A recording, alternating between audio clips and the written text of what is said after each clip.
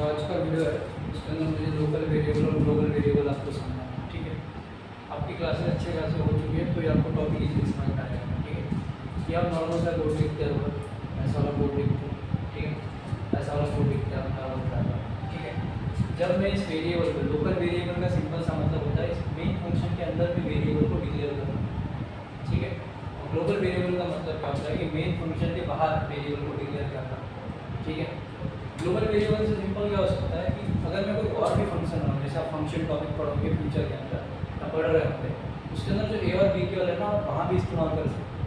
लेकिन local variable में क्या फ़र्क पड़ता है कि मैंने ये ए और बी इसके लोकल है तो ये यही इस्तेमाल होगा, इसके बाहर ये इस्तेमाल नहीं होंगे ए और बी वाले, ठीक है। ये इसलिए लोकल नाम है, इसका ग्लोबल नाम।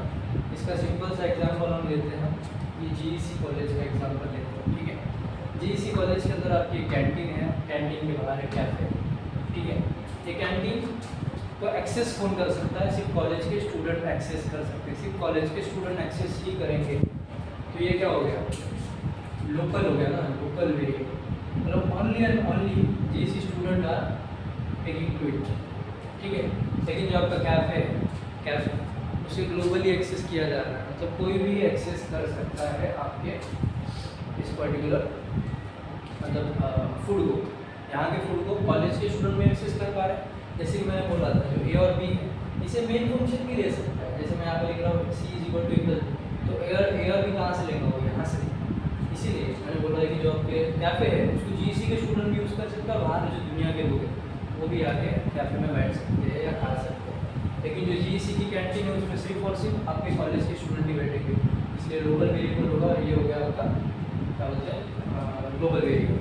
तो यहाँ पर डिफरेंस था लोकल और ग्लोबल वेरिएबल में, ठीक है।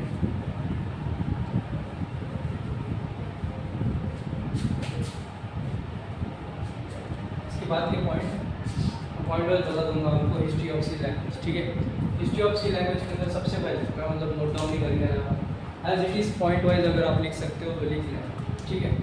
History of C language was developed by Dennis Ritchie in 1972. C language was developed by Dennis Ritchie in 1972 at Bell Laboratory of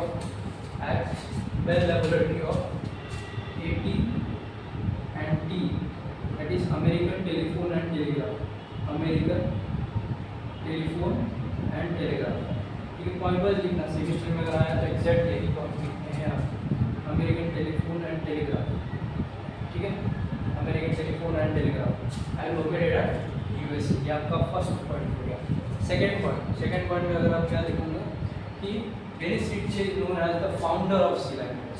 अब उन्होंने सी लैंग्वेज बनाया तो पप्पा हो गए वो सी लैंग्वेज को founder of C language. And then third point थोड़ा explain भी कर दूंगा, बता भी दूंगा। It was developed to overcome the problem of previous language such as D and BCPL। ये देखो मैं इसके बाद एक चार्ट बताऊंगा और चार्ट के अंदर सारे लैंग्वेजेस लिखे होंगे। मतलब C के पहले भी कुछ लैंग्वेज आई है जो है B और BCPL। आपको स्पीड ज़्यादा लग रही होगी तो थोड़ा एक्स कम करके सुनिएगा यूट्यूब पर, ठीक है। It was first develop to overcome the problem of previous language such as P and BCPL। मतलब जो पुराने लैंग्वेज में प्रॉब्लम थी, जैसे कि आप बोल सकते हो कि लो लेवल लैंग्वेज है, C मिड लेवल लैंग्वेज है, तो इनके अंदर कुछ प्रॉब्लम होगी जो हम C में ये कर सकते हैं। जैसे कि देखो ये लैंग्वेज एक्सटेंसिबल नहीं है, C हमारा एक्सटेंसिबल लैंग्वेज है। एक्सटेंसिबल का सिंपल सा मतलब होता है जैसे आप ऐप को अपडेट करते हो, न्यू फीचर ऐड ऑन कर सकते हो, वो एक्सटेंसिबिलिटी ये पुराने लैंग्वेज में थी जो C में है। फिर fourth point initially C language was developed to be used in Unix operating system, ठीक है। It inherits many features of previous language. देखो मैं इसके बाद में PDF भेज देता हूँ उसी लैंग्वेज का, उसे आप पढ़ लेगा जिससे कि आपको समझ में आएगा। सी लैंग्वेज के लिए सिंपल सी चीज़ें होंगी। सी लैंग्वेज के अंदर कुछ पॉइंट आपको लिख देता हूँ। ये ईयर को अगर आपको रटना है तो रट भी सकते हो। सेक्शनल में ये ईयर वाला बना के मत आना कि सवाल 5 मार्क आता है तो बहुत बड़ा आंसर हो जाएगा, ठीक है। जो मैंने 4 पॉइंट बोले सबसे पहले 4 पॉइंट बनाना, उसके बाद आपकी ईयर, जैसे देखो एल्वोल, बी सी पी एल, फिर बी, फिर ट्रेडिशनल सी, ट्रेडिशनल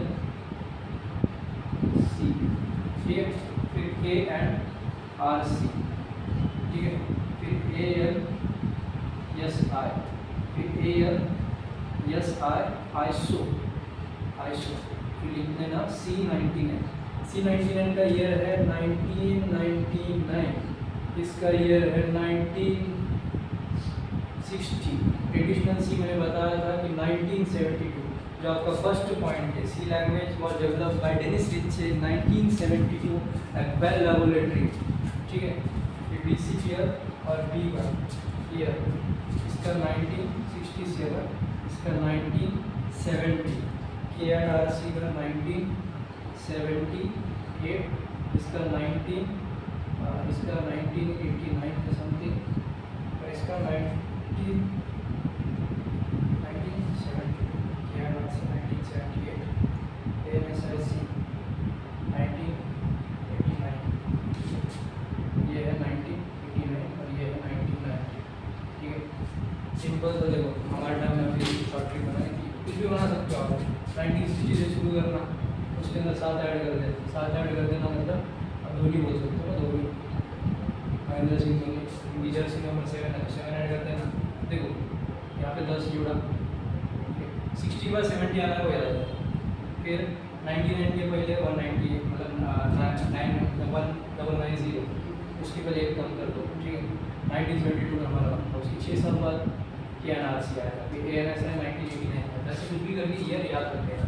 अब इसको डेवलप किसने किया, जैसे इसको स्टैंडर्डाइजेशन कमेटी, स्टैंडर्ड लिखना, फिर डाइजेशन, और डाइजेशन में यस मत लिख देना वहाँ पे, है ना, जेड है वहाँ पे, स्टैंडर्डाइजेशन कमेटी, ठीक है, ये स्पेलिंग भाई काफ़ी टफ होती है स्पेलिंग लिखना, NS आइसो, इसको लिखा आइसो कमेटी में, आइसो कमेटी, आइसो मेरी बड़ा मतलब है आइसो कमेटी, फिर ANSI को किसने डेवलप किया, ANSI कमेटी,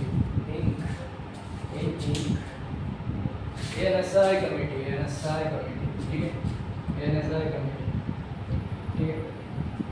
KNRC को किसने डेवलप किया, कर्नी, क्या नाम है इसका, कर्नीगन and Dennis रिट्चे,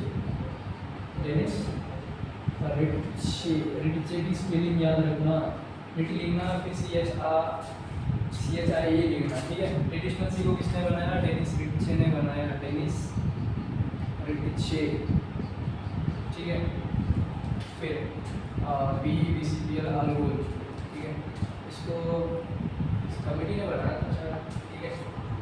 cane Thompson, Martin Richard, international group, ठीक है, इसको इंटरनेशनल ग्रुप में बनाया था, इंटरनेशनल ग्रुप, ठीक है, इसको इंटरनेशनल ग्रुप ने बनाया था, इसको मार्टिन रिचर्ड ने बनाया था, मार्टिन रिचर्ड। ये कहाँ लिख के आना है, सेमिस्टर में लिख के आना है, सेशनल में लिख के नहीं आना है ये सब। फिर बी के लिए आप केन टॉपसन,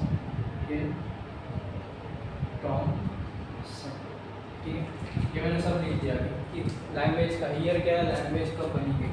अब इसके बाद देखो सबसे पहले 4 पॉइंट जो मैंने फर्स्ट में बोला, उसके बाद ये डब्बा कैसे बनेगा, डब्बा याद रखेगा आपको, बॉक्स कैसे बनाना है, रिप्लेट करके बनाना है, यहाँ पे लैंग्वेज लिखो, यहाँ पे ईयर लिखो, यहाँ पे डेवलप्ड बाय, मतलब किसी ने डेवलप्ड की, डेवलप्ड बाय, यही लैंग्वेज लिखना है क्योंकि ये डेवलप्ड की है। बीच में पाइथन भी आया, C+ आया, लेकिन हमें सी की हिस्ट्री जाननी है ना कि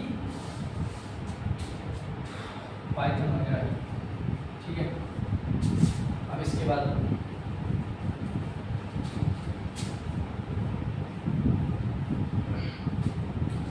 करके पढ़ो, मेरा मतलब क्लास जल्दी खत्म हो गया तो मैं सोचा वीडियो बना दूँ इसका, ठीक है। देखो फिर उसके बाद फीचर्स ऑफ सी लैंग्वेज के फीचर्स लिखना, ठीक है। इसको आपको ऐसे लिखना, ठीक है, ऐसे पॉइंट बना लेना, ऐसे कितने भी पॉइंट बना लेना, तो 10 से कुछ एक्सप्लेन करना है इसका, क्या है 5 ये मिड लेवल लैंग्वेज है। मिड लेवल का मतलब है ना लो लेवल ना हाई लेवल, जैसे कि पॉइंटर एक लो लेवल कॉन्सेप्ट है, वो चीज़ एग्जिस्ट करता है मिड लेवल में, जो कि जावा में एग्जिस्ट नहीं करता। पॉइंटर क्या होता है, ये वेरिएबल है, इज इक्वल टू 5 मतलब ये नाम का डब्बा बन गया जिसका नाम है ए, इंटीजर स्टोर करेगा उसमें स्टोर किया 5, और जो ये है इसका कुछ एड्रेस होगा उसे स्टोर करेगा, हमारा पॉइंटर स्टोर करेगा। ये मिड लेवल लैंग्वेज है, ठीक है। इसमें पॉइंटर भी आ सकता है, डायनामिक मेमोरी एलोकेशन, इसलिए मिड लेवल है। तीसरी चीज़ एक्सटेंसिबल है, दूसरी चीज़ एक्सटेंसिबल है, तीसरी चीज़ है फास्टर। एक्सटेंसिबल का मतलब मैंने शुरुआत में बताया, ये फास्टर भी लैंग्वेज है, ठीक है, फास्टर लैंग्वेज है। फिर उसके बाद ये सिंपल है वैसा, सिंपल फास्टर है भाई और सिंपल भी है। फिर उसके बाद आप क्या कर सकते हो, mid level, extensible, faster, simple.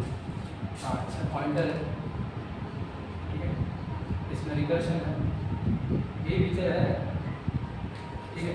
Rich library है, रिच लाइब्रेरी का मतलब क्या होता है, जैसे मुझे मैथमेटिक्स परफॉर्म करना है तो मैं इंक्लूड math.h एक लाइब्रेरी ले लूँगा। आपने स्टैंडर्ड इनपुट आउटपुट लाइब्रेरी देखी है, तो रिच लाइब्रेरी है, ठीक है। फिर उसके बाद memory management, memory management, memory management. Memory management का सिंपल सा क्या मतलब उसका क्या बता सकते हैं, इसमें डायनामिक मेमोरी एलोकेशन होती है। जो आपका समर 2024 का पेपर जो मैंने अपलोड किया था ग्रुप पे, उसके लास्ट के कुछ क्वेश्चन में डायनामिक मेमोरी एलोकेशन लिखा है, जो कि आप सेकंड ईयर में पढ़ते हो। डायनामिक मेमोरी एलोकेशन का सिंपल सा मतलब होता है, अगर मुझे बीच में कभी वेरिएबल के लिए मेमोरी चाहिए तो मैं मेमोरी लूँगा, अगर नहीं चाहिए तो मैं मेमोरी को मतलब फ्री कर दूँगा। तो ये डायनामिक मेमोरी एलोकेशन है, ठीक है, डायनामिक मेमोरी एलोकेशन है। फिर कितने हो गए, 1 2 3 4 5 6 7 8 5 हो गया। स्ट्रक्चर है, हाँ, ये पोर्टेबल है, पोर्टेबल, और ये लास्ट पॉइंट स्ट्रक्चर, ठीक है, पोर्टेबल स्ट्रक्चर। तो ये हो गया आपके फीचर ऑफ सी लैंग्वेज। और अभी इनको हर एक पॉइंट को 3 लाइन में एक्सप्लेन करना, इसका मैं शॉर्ट्स वीडियो भेज दूँगा।